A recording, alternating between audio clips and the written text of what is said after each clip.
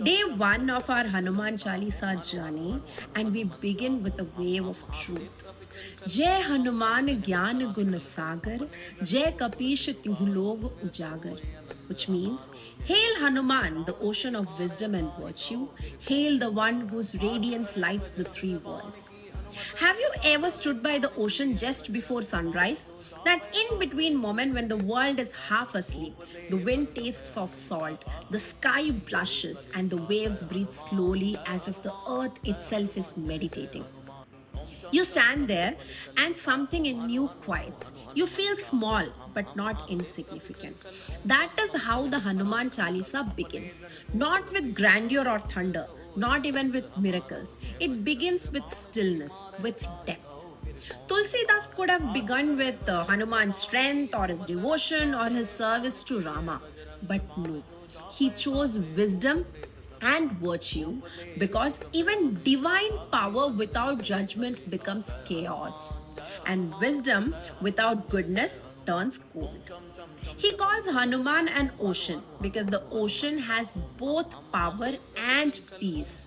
It can roar, but it can also reflect the sky. It receives river, but never loses its identity. It knows when to rise and when to rest.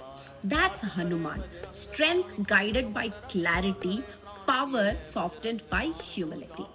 The second line, Jai Kapish Tiglogo Ujagar, takes that inner calm and spreads it outwards. It means his radiance lights up all three worlds, heaven, earth, and the space between. It's not just divine brightness, it's awareness, presence, the kind of light that appears when you stop reacting and start understanding. But to see what that means, we have to return to one of the most human moments of Hanuman's story. The Vanara army standing on the southern shore. On the far side, Lanka and Sita waiting in captivity. Between them, an ocean, vast and merciless. The wind is restless, the sky dim.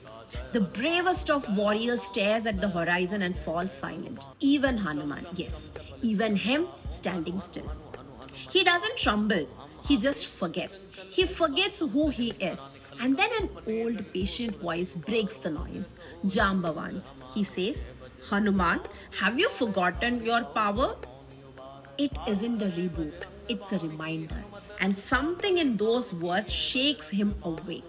Hanuman closes his eyes, breathes Rama's name, and in that breath, everything returns the memory, the fate, the clarity.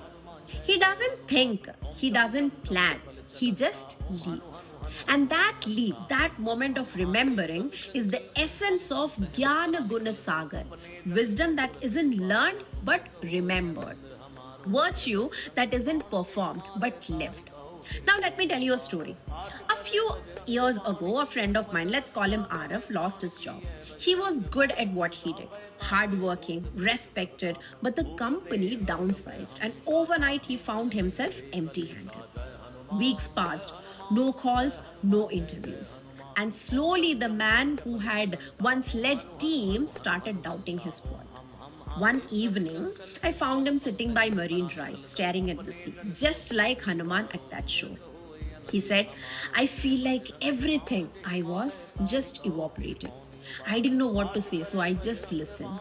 After a long silence, I asked, do you remember the first time you got that job? When you were young? When you walked into the office with fire in your chest? He smiled faintly. I said, that fire isn't gone. The job left, the fire did. Something shifted in his face, the same way it must have in Hanuman when Jambavan spoke. The sea hadn't changed, the sky hadn't changed, but he remembered. 2 months later, he started a small consultancy. Something he'd always dreamed of but never dared to try. It worked slowly, steadily. And one day he told me, that night was by that ocean, that was my leap. That's the real world Hanuman moment.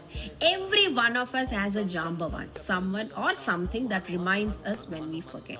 And every one of us has a leap waiting on the other side of fear.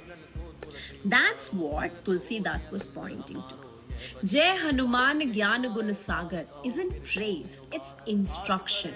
Be the ocean, wise, calm, self-aware. And Jai Kapi Sitigulog Ujagar. Let that awareness light up your world, not through noise, but through quiet, consistent truth. Hanuman didn't become luminous because he was different from us. He became luminous because he remembered who he was and lived from that remembrance. So maybe today you're standing at your own shore facing something that looks impossible. Maybe you're forgetting your fire, your purpose, your voice. Then hear this verse not as poetry but as a whisper from the universe. Have you forgotten who you are? Because inside you too, there is an ocean, deep, wise, untamed. And the moment you remember that, fear loses its grip. Now let's bring it closer. Close your eyes if you can and say the verse softly with me. Jai Hanuman Gyan Gun Sagar, Jai Kapish Tinglog Ujagar. Say it again.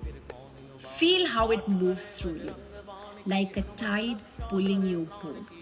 This isn't about religion, isn't about remembering the part of you that stays calm when everything else breaks.